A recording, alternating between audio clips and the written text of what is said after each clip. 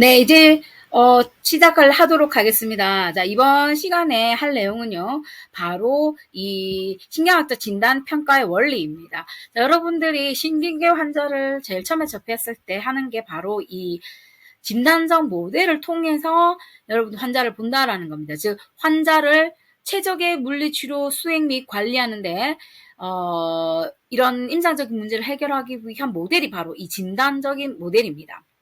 자, 여기서 하는 게 5가지 단계를 거치게 되어 있어요. 그러니까 여러분들이 무작정 치료하는 것이 아니라 바로 이 5가지의 단계를 거쳐서 시행을 하게 되겠습니다. 우선 바로 검진입니다. 영어로는요, examination이다 라고 얘기를 하고요. 이 검진은 바로 3개의 구성 요소가 있습니다. 자, 검진 examination의 3가지 구성 요소는 뭐다? 병력, 환자의 얘기를 들어보는 겁니다. 과거력이든 현재력이든 그리고 어떤 걸로 인해서 이제 문제점이 발생했는지를 알아보는 거죠.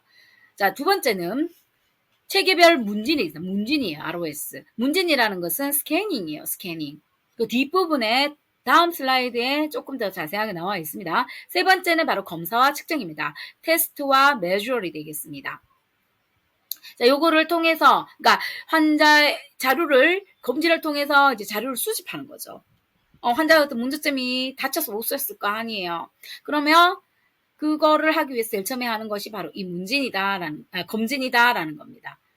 자, 자료 수집 단계로서 검진은요, 3요소가 뭐다? 병력, 문진, 검사와 측정이 되겠습니다. 검사와 측정은 어때요, 여러분? 숫자가 나와야 되는 거죠. 자, 대표적인 게 뭐 ROM, MMT, 그다음에 물리치료사가 만연한 행세 보행이나 균형 이런 것들이 있겠죠. 자, 그다음에 이 검진을 하고 났으면 평가가 들어가게 됐습니다. 검사와 측정 값을 가지고요. 이제 평가를 해야 돼요. 평가는 바로 evaluation이라고 하는 거고요. 아, 문제점이 있네라고 확인을 하는 거예요. 그러니까 예를 들어서 어떤 환자분이 검진을 해봤더니 어깨가 90도까지밖에 안 온다라고 했어요. 그러면은 실제적으로 ROM을 재봤더니 180도가 아니고 90도밖에 안 나왔네 라고 하는 ROM의 제한이 있네 라고 문제를 확인하는 단계가 바로 평가, evaluation이 되겠습니다. 자, 그 다음 evaluation 평가가 끝났어요. 그 다음 하는 것이 바로 그렇다면 이제 진단을 내려야 되겠죠? 자, 진단은요, 물리치료사적 진단과 의학적 진단은 있어요.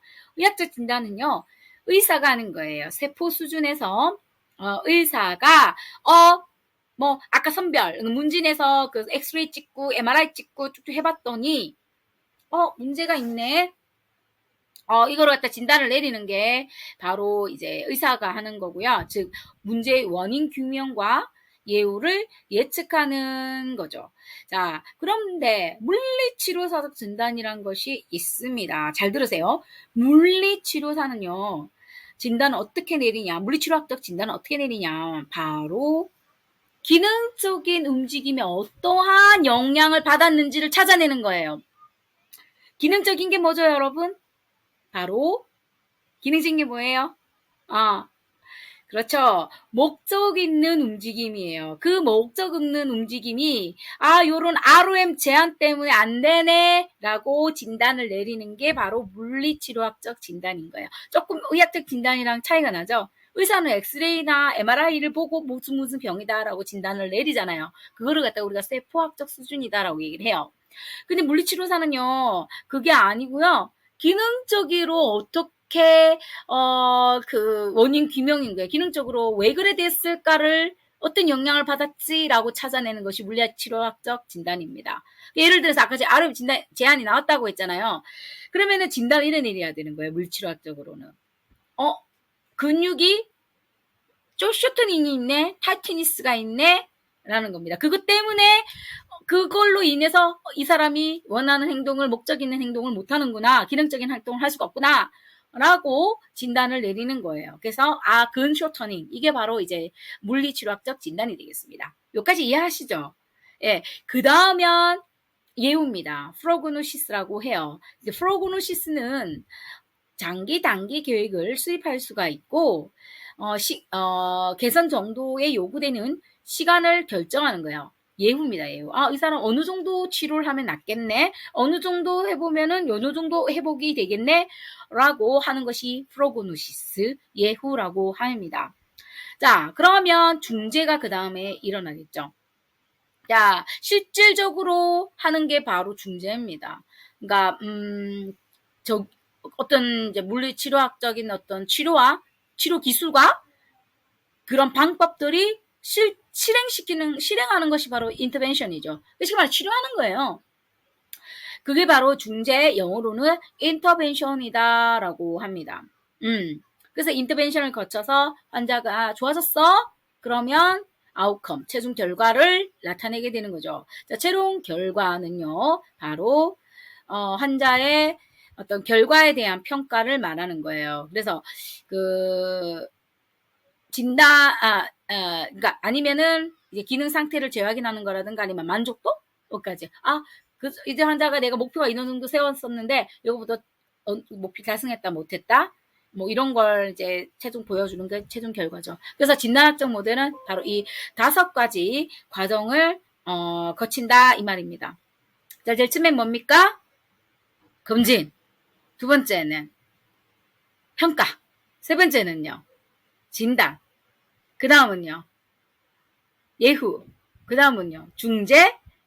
그 다음 최종 결과. 자, 여러분 제가 이거를요. 왜 설명을 할까요?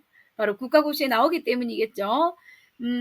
이게 무슨 말이냐면 다음 중 뭐 설명을 해놓고요.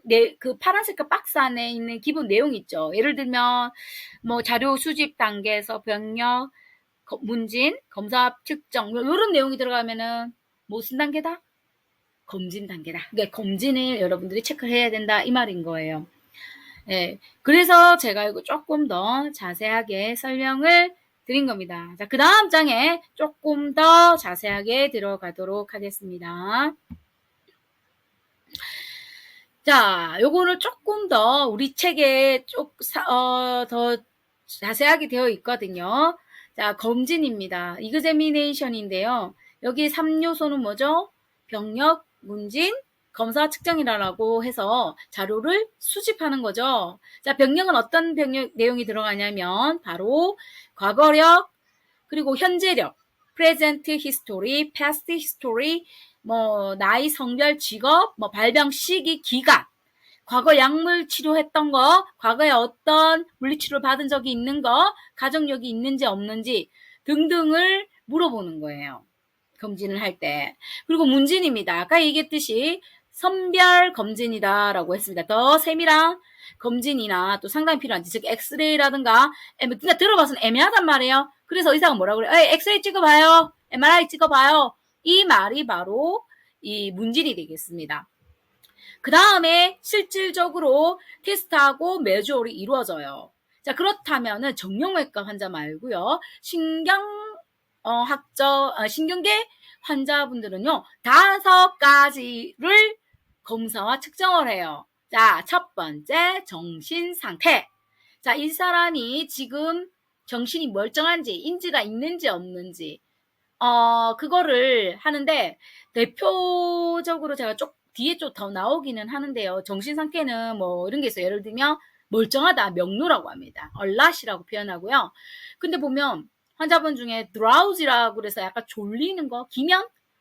그래서 막 깨워요. 그러면 눈 떴다가, 대답다 또 잠도 조용해지고, 뭐 이런 상태를 드라우지 상태라고 하고요.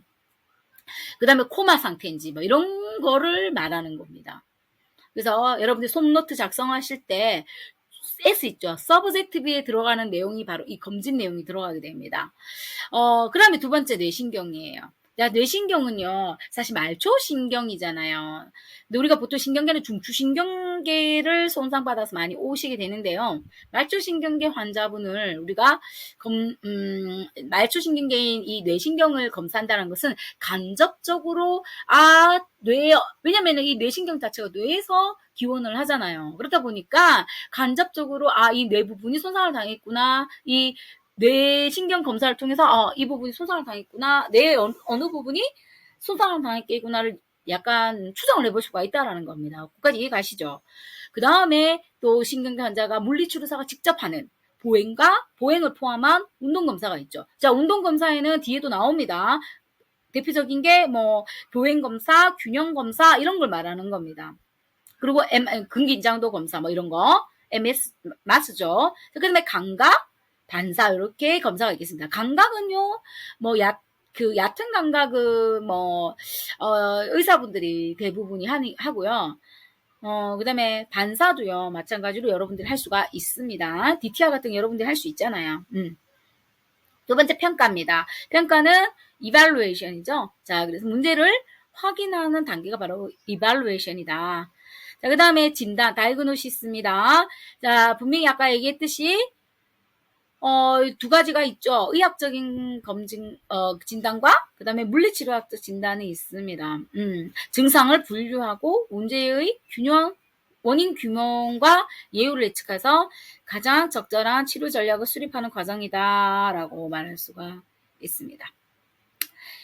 네, 그리고 예후입니다. 예후는 물리치료 중지의 기간과 빈도를 구체화하는 거죠.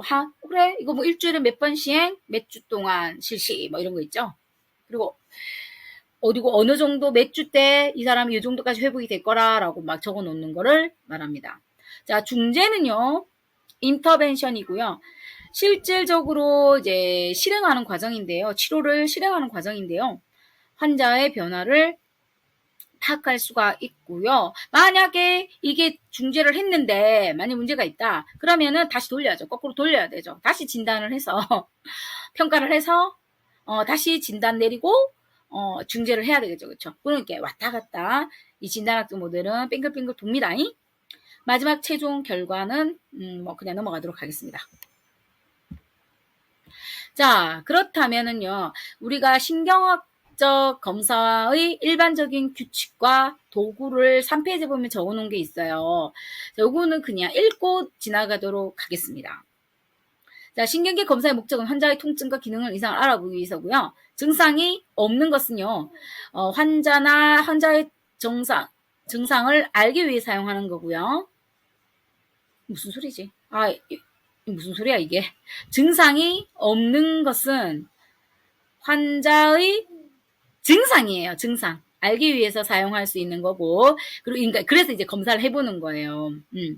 자, 그다음 신경학적 검사는 낮은 민감도와 특이도를 가진다. 우리 민감도가 뭐고 특이도가 뭔지는 아시죠? 민감도라는 것은 질병이 있을 때 양성으로 나오는 거고, 특이도라는 것은 질병이 없는데 음성으로 나오는 것을 특이도다라고 얘기한다고 말씀드렸죠. 근데 이분들은 되게 민감도라든가 특이도가 잘못 판단할 수도 있다 이 말입니다. 그래서 주의를 해라 이 말인 겁니다. 넘어가도록 할게요. 자, 그리고 이런 표준 그 도구가 있어요. 신경계 환자분들을 평가하는 표준 도구가 있는데요. 그거는 전부 다 타당도와 신뢰도가 다 검증이 된 거다. 그리고 제가 아마 기능 활동할 때 그 설명을 드렸어요. 타당도가 뭐고 신뢰도가 뭐고. 타당도라는 것은 얼마나 정확한지, 측정 도구가 얼마나 정확한지, 신뢰도라는 것은 얼마나 정밀한지. 정밀하기 때문에 다 똑같다라는 얘기예요. 내가 측정하나 다른 사람 측정하나, 그리고 뭐 그런 일상생활 활동 ADL 같은 경우는요, 내가 그 환자를 바라보는 시선이나 다른 사람이 그 환자를 바라보는 시선이나 같다라는 얘기입니다. 맞죠? 네. 이게 예를 들면 우리 인간 생활도 우리 친구 관계도 마찬가지잖아요. 자기 자신 자기가 잘 몰라요. 근데 한 사람이 지적하면은 상관없지만 여러 사람이 두 사람 이상이 니한테 그런 문제점이 있다라고 얘기하면은 그만큼 신뢰도가 있다라는 거예요. 왜냐면은 그 사람이 바라보는 눈이 다 같다라는 얘기 때문이겠죠. 자, 검진에 필요한 도구들은요, 이런 게 있고, 이거는 안 중요합니다. 자, 요까지 진행을 하고요. 신경 검진에서 검사와 측정해서 우리 5가지를 한다라고 했잖아요. 그럼 어떤 게 있는지 다음 시간 3교시 때 진행하도록 하겠습니다. 수고하셨습니다.